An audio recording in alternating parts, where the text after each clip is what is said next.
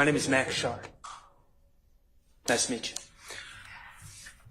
Just want to make sure I understand. You saw the pictures of the parking lot that the state presented, correct? Yes. Okay, where Donovan Thomas's truck was, correct? Yes. Okay. And you were out there for a period of time before any shooting occurred? Yes. Okay. And how long, to your recollection, were you out there with Donovan Thomas and other people? We was out there about an hour or two together. In that parking lot? Yes, sir. Okay. And during that hour or two, did anyone go into the barber shops, and did you go get your hair cut during that hour or two? It was about 20, 30 of us out there waiting on a haircut that night. Okay. To your recollection, that during that hour and two, did you go into either of the barber shops to get a haircut? I ain't make it in there. I told you about 20, 30 folks out there waiting on the haircut. You got folks on the outside, and you got the barbershop packed in the inside, too. I understand. To your recollection, in that hour or two, did Donovan Thomas go into either barbershop to get his haircut? I think, to be honest, I think he made it in there, and he just came back out and chilled. Okay. When he came back out and chilled, how long after he came back out, to your words, chill, how much time passed before any shooting occurred? Probably about 30 minutes. Okay. So it probably wasn't even 30 minutes. Like, it was a call. Somebody was working the phone. So, well, let me ask you this. When the shooting occurred, Mr. Thomas was not walking out either of the barbershops when the shooting occurred? He was on the lot. He was on the lot. That's why I said it was a call. Somebody made a call. Okay. Well, let me ask you this. You said, if I correct me if I misheard you, once the shooting started, Mr. Thomas started shooting. They shot first. Okay. Now, when you say they shot first, you're talking about from a car? Right. Okay. That car, your recollection, your testimony, did that car stop in the road? Like, when they first came from the railroad track, when they got right there by Mr. George, right there in the first little cut, it's an empty building right there. That Mr. George shot right there. We standing right there. They shot bow, bow, bow like a handgun. As soon as they got right there in front of that, they let all their own shots go. Oh, okay. But did the car stop? Yeah, it stopped. It stopped about a second or two. Okay. I ain't gonna say a second, probably about 20 seconds, then they let all the shots at me. The car stopped, your testimony is the car stopped for 20 seconds, and that would have been in front of the barbershop? Not exactly, like in the parking lot. That wasn't that one. In between the two barbershops? Right. The car stopped for 20 seconds. Okay. And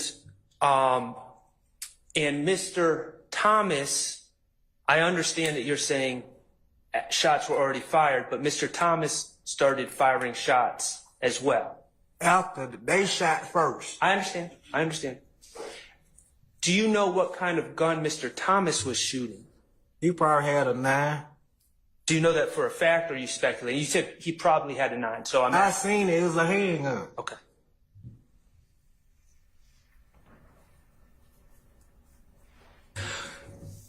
To your recollection, were any of the other individuals that were out in that parking lot with you and Mr. Thomas, did any of those other individuals shoot? No, sir. Okay. I don't have any further questions. Thank you. Mr. Adams. One moment, please, Judge. Yes, sir.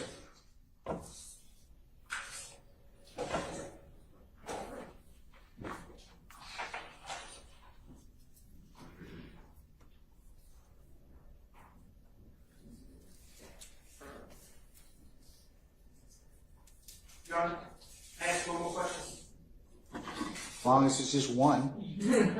It's not more.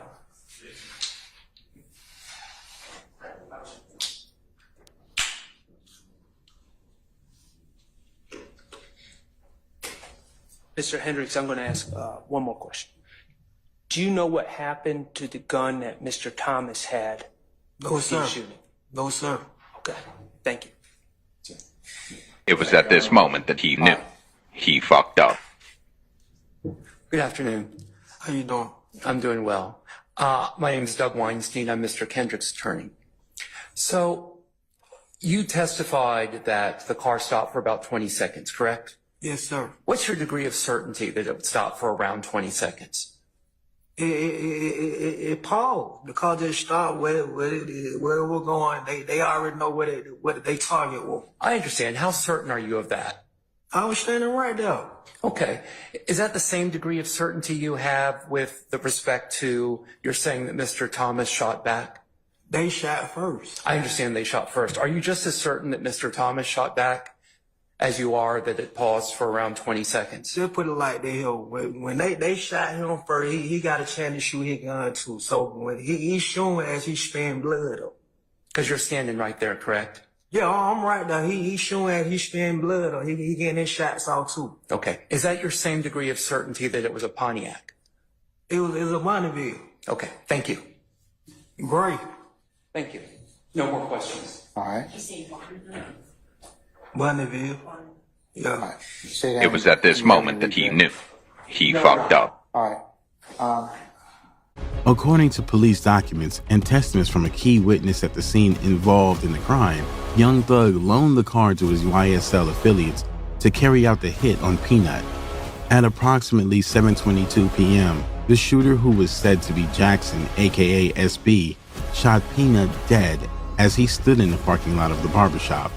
The shots came from a motor vehicle, the same one that was rented and loaned to him and his other assailants by YSL co-founder Young Thug. According to police documents and testaments from a key witness at the scene involved in the crime, a 2014 silver Infiniti Q50 sedan from Hertz Rent-A-Car. Okay. Is that your same degree of certainty that it was a Pontiac?